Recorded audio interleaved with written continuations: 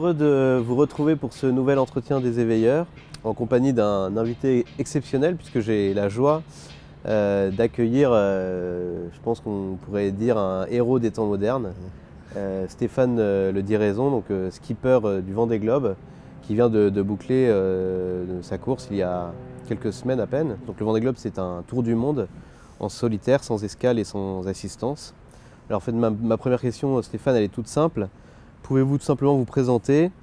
Quel a été votre parcours d'études? Quelle histoire personnelle ou familiale vous a donné le goût du grand large? Bonjour à toutes et à tous. Merci Nicolas pour cette introduction élogieuse. J'en ai les joues toutes rouges. Et donc je suis Stéphane Le Diraison.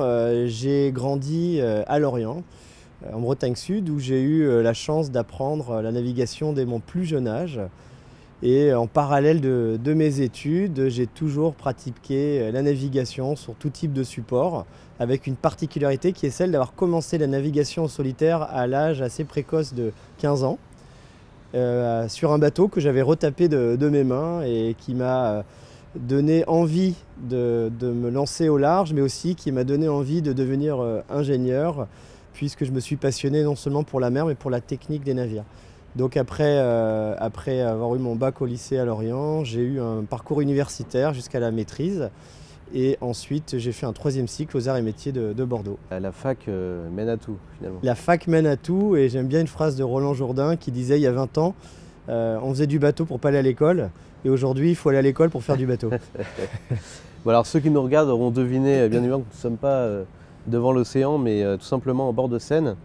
Donc nous sommes ici à Boulogne-sur-Ter, et non pas à Boulogne-sur-Mer. Et pourtant, je crois qu'il y a bien un lien historique entre les deux. Alors c'est ce qui explique, j'imagine, le soutien de la ville de Boulogne-Billancourt dans votre projet? Oui, tout à fait. Hein, quand on voit le blason de la ville avec ce navire qui nous ramène directement à l'époque de Philippe le Bel, et ce lien avec Boulogne-sur-Mer, hein, qui explique ce blason. Et bien sûr, la situation géographique de Boulogne sur la Seine. Donc il y a évidemment cette accroche historique, mais il y a aussi et surtout, j'ai envie de dire, un partage de valeurs autour de la solidarité, de l'aventure, de la prise en compte aussi du besoin d'évoluer au niveau de l'environnement et du partage avec les scolaires et les Boulonnais au sens large. Donc c'est vraiment ces accroches qui ont permis à ce projet de naître à Boulogne-Billancourt. Je peux témoigner en tant que Boulonnais que nous avons été nombreux à suivre votre course. Et y compris les enfants, et je dirais presque surtout les enfants, parce que c'est eux ces enfants qui nous rappelaient chaque samedi papa, il y a la vacation à 16h avec Stéphane. Votre exploit, il nous interroge, parce qu'en 2021, dans une société moderne qui est devenue quand même très matérialiste, où la connexion et le confort sont partout, qu'est-ce qui peut pousser un homme de 40 ans, un peu moins ou un peu plus, un père de famille, à partir 4 mois tout seul sur un bateau pour faire un tour du monde, en prenant le risque aussi, j'imagine, conscient de peut-être de ne jamais revenir? C'est effectivement un risque qu'il faut avoir en tête quand on s'attaque à un tour du monde aussi engageant, puisqu'il s'agit d'affronter les pires océans de la planète. Alors le parcours en fait qui me conduit là, c'est la passion. C'est la passion de la mer, la passion des navires, la passion de l'environnement et l'envie de partager avec d'autres. Et si je reviens sur les aspects sportifs, ce qui me porte en fait dans la course au large, et ce que je retrouve dans la confrontation, c'est en fait un moyen d'aller chercher des ressources que je n'irais pas chercher sinon. Parce que battre quelqu'un en soi sur une compétition n'apporte rien. Par contre, être confronté à quelqu'un permet d'aller donner le meilleur de soi-même. Donc c'est pendant la course, mais c'est aussi avant la course. C'est se donner les moyens de réaliser les choses de la meilleure façon qu'il soit. Et c'est cette démarche, moi, qui me motive vraiment au niveau sportif. Ensuite, au niveau technique, au-delà de mon intérêt pour l'architecture des voiliers, j'ai vraiment à cœur de démontrer qu'on est capable aujourd'hui de faire autrement, de construire, d'utiliser des bateaux différemment et de baisser notre enveloppe, notre impact environnemental. On a tous besoin de décarboner notre activité si on veut préserver les équilibres de vie sur notre belle planète. Et en course au large, j'ai envie de jouer ce rôle de précurseur, en tout cas parmi les précurseurs, et de montrer qu'on peut faire différemment. Donc c'est un peu la communion de cette vie d'ingénieur, de cette passion de la mer et de cette envie de partage, notamment près des enfants, que je tire mon envie de participer à cette course. D'un amoureux de la vie, finalement. Ben, on pourrait résumer ça comme ça, exactement. Alors, on reviendra sur votre projet Time for Ocean. Juste pour revenir sur la fascination, j'allais dire, collective pour cette course, peut-être qu'elle a été encore plus cette année dans un contexte de pandémie où tout le monde en fait rêve depuis des semaines et des mois de liberté retrouvée. Alors, est-ce que pour un marin, la mer, c'est l'horizon ultime du déconfinement? Je pense qu'on peut le dire, que ça a été une grande chance non seulement d'avoir l'opportunité de participer à cette édition du Vendée Globe, mais en particulier dans une période de confinement. Et on était un peu privilégiés dans un monde où tout le monde doit s'isoler. Alors je dois dire au passage que c'est rendu possible parce qu'on avait énormément de tests avant, qu'on est tout seul sur le bateau, qu'il n'y a donc pas de risque de contamination. C'est important de le préciser. Oui. Et dans ce contexte-là, eh c'est vrai que de partir dans un monde où tout le monde est obligé de modifier ses comportements, notamment vis-à-vis des autres, c'est très particulier. Il y avait quand même un petit sentiment de culpabilité, quelque part, d'avoir vraiment l'impression d'être privilégié dans ce contexte, alors que moi qui suis très attaché à la solidarité, quelque part, ça me donnait envie de rester, de prendre ma part, mais bon, voilà, c'était malgré tout une grande chance de pouvoir déjà passer 3 mois sans masque. J'ai été frappé aussi de voir combien les jeunes générations étaient fascinées par cette course, et peut-être aussi parce qu'elles découvrent ou elles redécouvrent une virilité qui ne se manifeste plus à notre époque que dans le virtuel, les films, Netflix pendant le confinement, ou alors dans les livres d'histoire, dans ce qui s'est passé autrefois. Et à travers cette génération, on a parlé de sacrifice ou de génération sacrifiée par les conséquences du virus. Est-ce que l'utilisation de cette expression vous semble-t-elle justifiée au regard des générations qui nous ont précédées et qui se sont sacrifiées, elles, pour des causes qui étaient plus difficiles, plus douloureuses aussi? C'est vrai que sacrifier, je trouve que le mot est vraiment fort parce que quand même les enfants continuent aujourd'hui d'aller à l'école, même s'ils en ont été privés pendant 2 mois, continuent de pouvoir aller en extérieur. Et je pense que notre société, globalement, a parfois du mal à reformuler les choses positivement.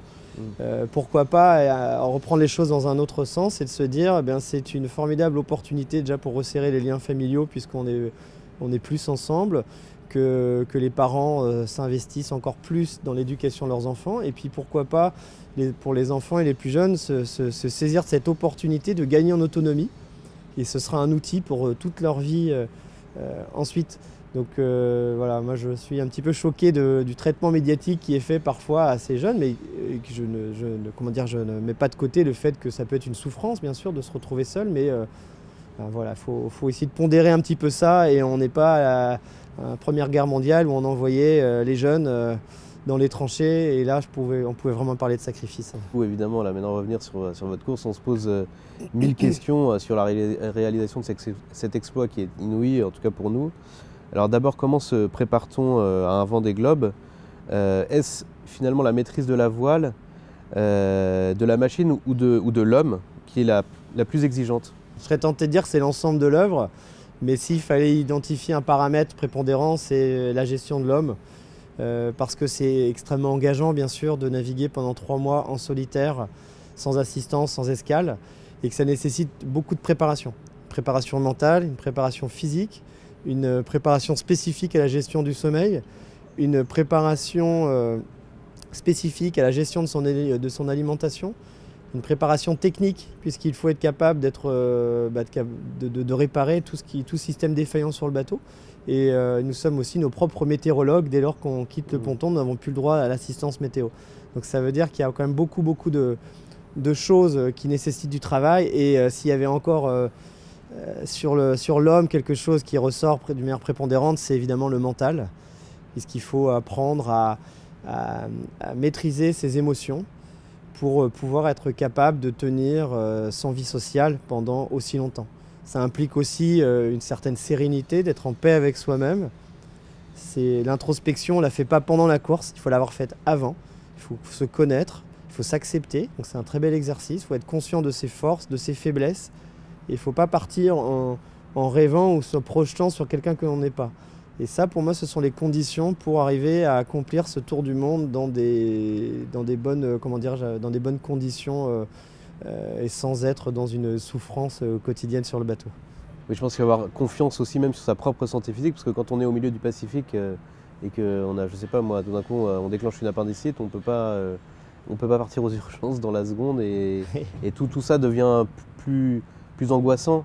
Et dans cette société très, très confortable aujourd'hui dans laquelle on vit, très sécurisée, on a le sentiment qu'il y a quelque chose de surhumain vraiment dans cet exploit.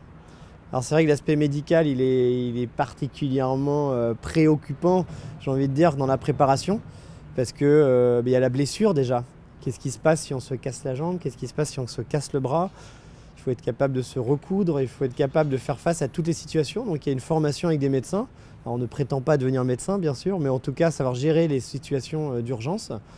Et c'est vrai qu'au niveau donc médical, on a un gros suivi qui passe par des tests à l'effort, échographie du cœur, etc., pour partir en étant vraiment en pleine santé. Ça, oui, c'est très important. Puis serein. Et serein. Mais alors, c'est vrai ce que vous dites sur l'appendicite, c'est amusant entre guillemets parce que lors de ma remontée de l'Atlantique, donc à peu près à 3 semaines de l'arrivée, j'ignore pour quelle raison, mais à un moment, je me suis mis à penser à l'appendicite. Ah bon? Et c'était extrêmement perturbant parce que je me disais, ah là, il ne faudrait pas que ça m'arrive maintenant. Parce que vous aviez mal au ventre ou même pas? J'ai absolument pas mal au ventre et en fait, ça venait d'un podcast. Ouais. C'était un général dans une guerre qui était décédé non pas d'une explosion ou d'une balle, mais d'une appendicite. D'accord. Et puis du coup, ça s'était mis à résonner dans ma tête et je me suis dit, ce serait quand même paradoxal d'avoir cette appendicite. Et là, ça fait le lien avec ce que je disais tout à l'heure, c'est que ça m'a ramené à ma préparation mentale pour reprendre le contrôle de moi-même, chasser cette pensée. Il faut savoir que quand on est en solitaire sur une période aussi longue, tous les sentiments sont exacerbés. Donc la joie devient extrême et les craintes peuvent être aussi fortes. Donc c'est un vrai exercice d'arriver à chasser des pensées négatives comme celle-là. D'autant plus que la fatigue, j'imagine, peut augmenter l'angoisse psychologique. Oui. Alors, et donc ce qui nous impressionne aussi, nous, de terre particulièrement, c'est la gestion du sommeil. Comment on fait pour dormir sur un bateau de manière aussi fractionnée, puisque c'est ce qu'on vous a entendu dire. Alors c'est vrai que le sommeil est un vrai sujet, ça ne s'improvise pas, mais tout comme le Vendée Globe, c'est un vrai chemin de vie qui conduit à pouvoir prétendre prendre le départ d'un tour du monde à la voile en solitaire. C'est beaucoup de travail, tout simplement. Et le sommeil, ça se travaille. Donc moi je l'ai travaillé avec un médecin, qui est un médecin qui forme les commandos français, qui est habitué à apprendre aux gens à être capable de se passer de sommeil sur des périodes de 48-72 heures pour des opérations spéciales. C'est un médecin qui a aussi formé beaucoup de marins illustres comme Laurent Bourgnon, Florence Artaud. Et donc ça commence comment? Ça commence par une analyse du sommeil à domicile. Donc il est venu chez moi et j'avais mon t-shirt habituel dans mon lit avec mes draps et donc pour que mon sommeil soit le moins perturbé possible. Et donc on est complètement instrumenté pour savoir comment on dort, comment fonctionnent nos cycles, etc., etc. Donc ça donne une première indication au médecin. Et sur ces bases, j'ai fait une transat en solitaire en course de Québec à Saint-Malo, où je me collais des électrodes sur le visage avec une espèce de boîte noire à chaque fois que j'allais dormir. Donc ça a permis au médecin de regarder comment ça se passait quand on fractionnait mon sommeil. Et à partir de là, c'est une approche semi-empirique où on va réajuster suivant mes besoins et en recalant avec des enregistrements. J'ai aussi fait toute une course où je faisais des prélèvements de mélatonine toutes les heures, donc l'hormone du sommeil, pour voir au niveau hormonal comment ça se passait dans mon corps. Et ensuite, ça permet d'identifier les portes du sommeil. On dort tous par cycle, qui font grossièrement 1h30, qu'on enchaîne la nuit. Et pour réussir à tenir au large, il faut identifier des moments dans la journée où la récupération sera la plus efficace possible. Et donc concrètement, moi sur le bateau, je dors par morceau de 20 minutes. Et une fois de temps en temps, donc j'ai envie de dire 5 fois par semaine, j'arrive à faire 1h20, 1h30 de suite. Voilà. Mais il faut pouvoir s'endormir tout de suite, parce que si vous mettez une demi-heure pour trouver votre sommeil... ça marche pas. Ça marche pas. Et donc en tout cas, on est très loin des 8 heures de sommeil qu'on dit réglementaire. Ouais. Avec le sommeil polyphasique, On peut, en maîtrisant bien les outils, bien sûr, avec un suivi médical, on peut quasiment diviser par 2 son besoin de sommeil, sans avoir de sensation de fatigue particulière, en tout cas sur une période de 3 mois. Et c'est vraiment un outil, une arme, parce que bien sûr sur un bateau, on ne peut pas dormir en continu pour 2 raisons. La première et la plus importante sans doute, la sécurité, puisqu'à défaut de pouvoir veiller en permanence, il faut être capable de veiller très régulièrement. Et puis la deuxième raison, c'est évidemment la performance.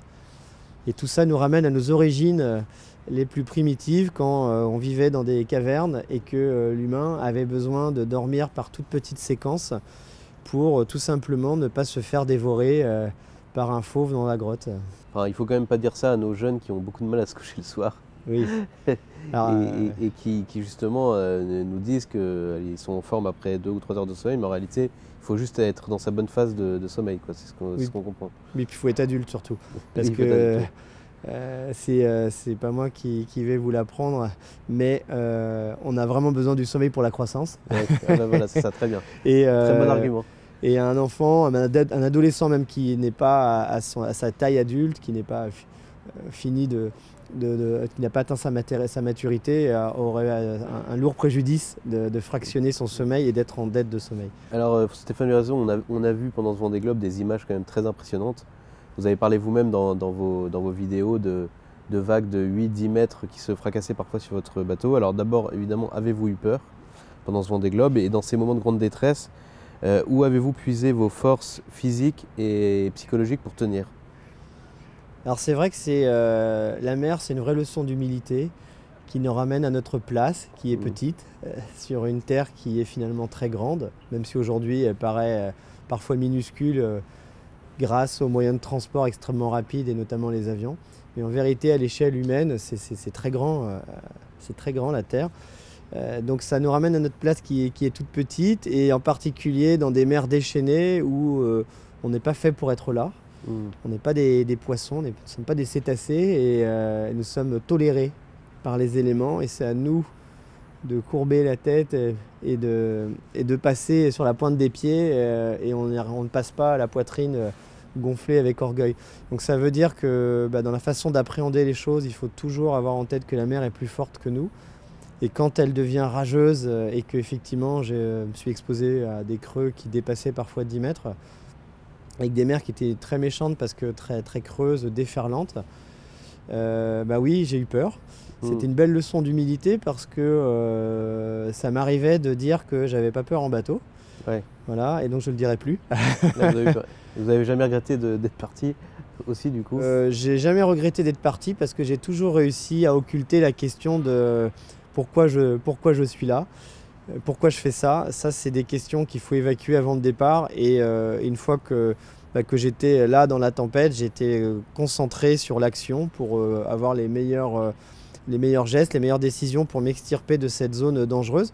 Puis c'est là qu'il y a une vraie dimension spirituelle également, parce qu'on se sent plus dans la maîtrise de ce qui nous arrive. Donc c'est un grand moment aussi de réflexion, de méditation, de prière pour arriver à... De questionnement aussi sur l'origine de cette planète, sur la création, etc. Exactement. Ouais. C'était, en fait, sur le coup, c'était des moments extrêmement difficiles. Et après coup, c'est presque un bon souvenir, parce que j'en suis revenu indemne, et parce que justement, ça s'est associé à des réflexions qui prenaient vraiment un sens profond. Parce que quand on est mis en danger comme cela, face à des éléments qui nous dépassent, évidemment, on n'est pas dans sa zone de confort et on n'a pas forcément la même analyse, la même perception que quand on est tranquillement installé chez soi, par exemple. Notre-Dame de Boulogne-sur-Mer vous a bien protégé, vous a bien oui. guidé.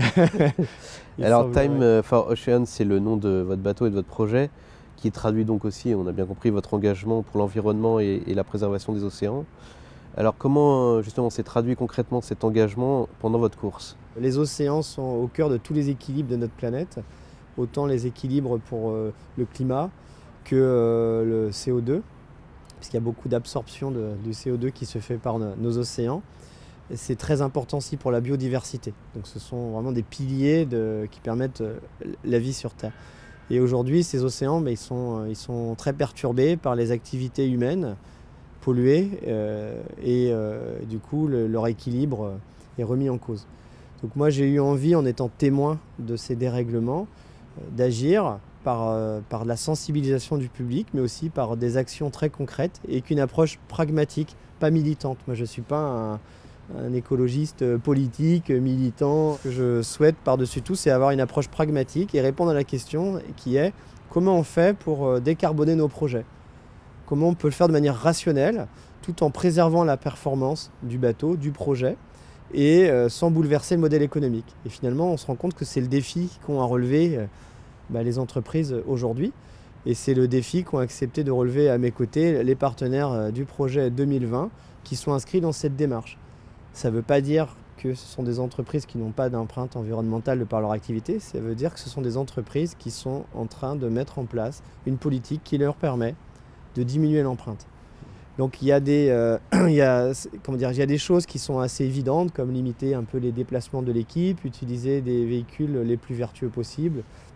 Puis il y a des choses qui sont moins instinctives. Je vais donner un exemple. Sur mon bateau, quand on fait une étude d'impact, on se rend compte qu'il vaut mieux garder un moteur diesel sur mon bateau, puisque ne l'utilisant pas en milieu urbain, il n'y a pas le problème des émissions de particules. Et le bilan carbone, sur toute la durée de vie de la fabrication à la déconstruction, est meilleur avec ce type de moteur qui consomme 1,3 litre par heure qu'avec un moteur électrique, qui serait une véritable posture en disant j'ai zéro énergie fossile, donc je ne pollue pas. Et on met des œillères et on ne regarde pas ce que représente l'extraction de minerais pour pouvoir produire les batteries, etc. Donc c'est vraiment, moi je ne suis pas du tout dans une posture d'un espèce de marketing environnemental, c'est comment on fait concrètement, de manière pragmatique, pour diminuer notre empreinte et en étant réaliste sur les possibilités de le faire et l'intégration dans un monde avec d'autres entreprises. L'énergie et le développement durable sont aussi parfois des bons prétextes pour faire du business aujourd'hui. Et donc je pense par exemple au commerce florissant autour de l'éolien, terrestre et offshore. Mais comme pour la voiture où le moteur électrique pose aussi des questions en termes de conséquences environnementales. Et donc en d'autres termes, la fin écologique justifie-t-elle tous les moyens, y compris des moyens qui ne sont pas écologiques? Mais c'est une vraie question. Et en fait, moi, je suis, bien au fait de ces questions-là, justement, puisque j'ai travaillé dans un grand groupe français pour le développement des énergies marines renouvelables. Alors, j'insiste sur le marine, puisque c'était des projets qui ne sont pas pour demain, mais après-demain, et pour de l'éolien notamment, mais offshore, sur des plateformes flottantes, pour justement essayer d'arrêter de détruire, d'abîmer des paysages avec de l'éolien terrestre qui n'apporte que des morceaux de solution. Pour moi, on a besoin du mix énergétique. Donc les énergies renouvelables ont toute leur place et doivent prendre toute leur place, mais pas n'importe comment et pas non plus pour des postures en disant je mets 3 éoliennes et puis voilà, comme ça je dis que je produis de l'énergie verte localement. Ce qui est très important aussi, c'est de bien avoir en tête que par rapport à il y a 20 ans, on a utilisé beaucoup plus d'éoliennes, on a implanté beaucoup d'éoliennes en France, mais on n'a pas diminué par ailleurs notre consommation d'énergie fossile. Donc finalement, ces énergies renouvelables viennent compléter, viennent s'ajouter. Et c'est exactement l'inverse de ce qu'on souhaitait faire. Donc on voit bien qu'il y a un besoin de réflexion globale sur l'énergie. Et on voit bien aussi qu'au jour d'aujourd'hui, on a beaucoup de verrous technologiques qui font que sortir du nucléaire, par exemple, c'est pas si simple, parce qu'on a vu avec l'Allemagne, ils sortent du nucléaire, mais au profit de centrales à charbon. Donc on déplace le problème, on a avec des émissions de particules notamment qui sont massives dans le pays et qui viennent se rapprovisionner en énergie d'origine nucléaire dans d'autres pays frontaliers. Donc voilà, c'est des sujets qui sont complexes, il n'y a pas la solution évidente, mais moi je crois beaucoup au mix. Voilà, donc c'est dans les différentes sources de production d'énergie et différentes échelles. Et c'est aussi logique que la politique du coup s'engage sur ce sujet, qu'elle soit de droite ou de gauche d'ailleurs. Exactement. Moi je pense qu'on a tout à gagner demain pour des maisons qui sont sur le littoral par exemple, d'installer des petites éoliennes qui vont venir en complément. Pour les régions méridionales et avec une belle exposition solaire, et ça se fait de plus en plus, des panneaux solaires pour le chauffe-eau, etc.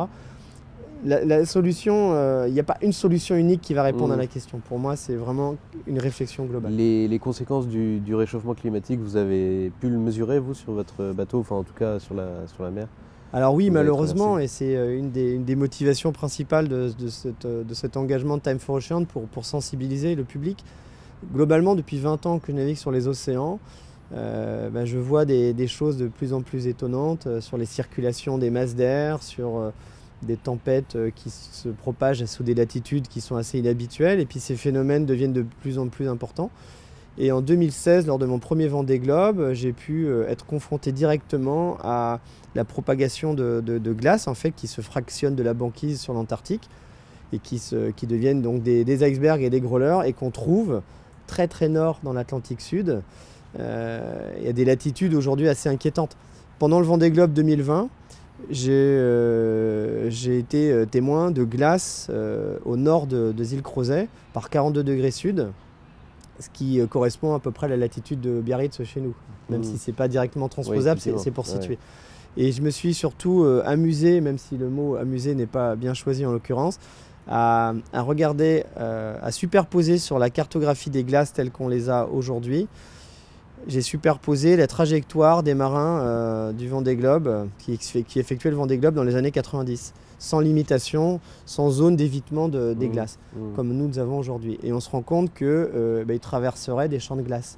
Alors, mon approche, on pourrait m'opposer qu'elle n'a rien de scientifique parce qu'il n'y avait pas d'observation satellite il y a 20 ans, certes, mais statistiquement, par rapport aux témoignages qu'on avait de ces marins, des photos, des vidéos qui en revenaient, ils auraient croisé 10 fois plus de glace s'ils avaient les glaces telles qu'elles sont aujourd'hui. Donc l'évolution, elle est rapide, elle est même exponentielle.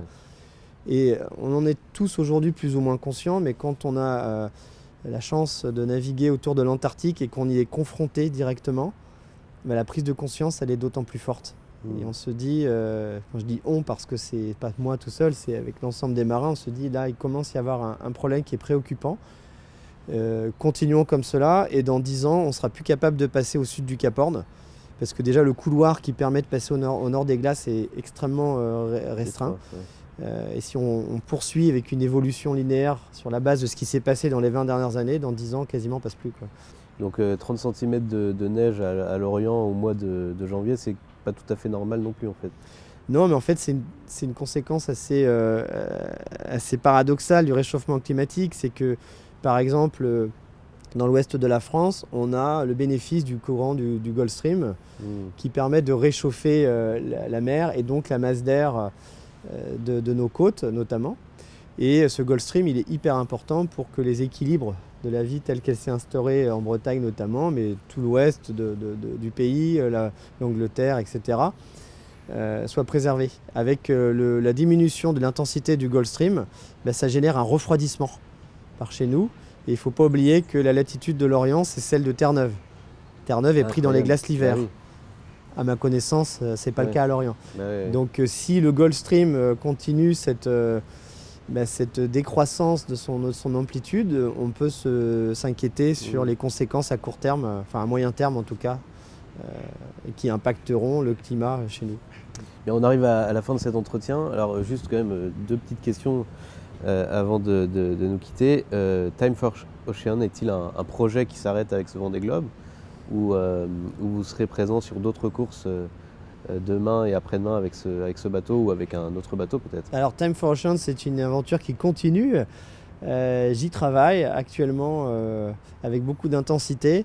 Les objectifs pour le futur, c'est d'être en 2022 au départ de la route du Rhum avec un bateau éco-conçu, je vais y revenir en quelques mots, et en 2024 au départ du Vendée Globe sur un bateau qui soit également éco-conçu, qui soit différent. Sur la route du Rhum, je voudrais faire la démonstration sur un bateau un peu plus petit, donc une catégorie qu'on appelle les classes 40, des bateaux de 12 mètres. En dessous des IMOCA, oui. Exactement, donc c'est pas la même catégorie que les bateaux du Vendée Globe.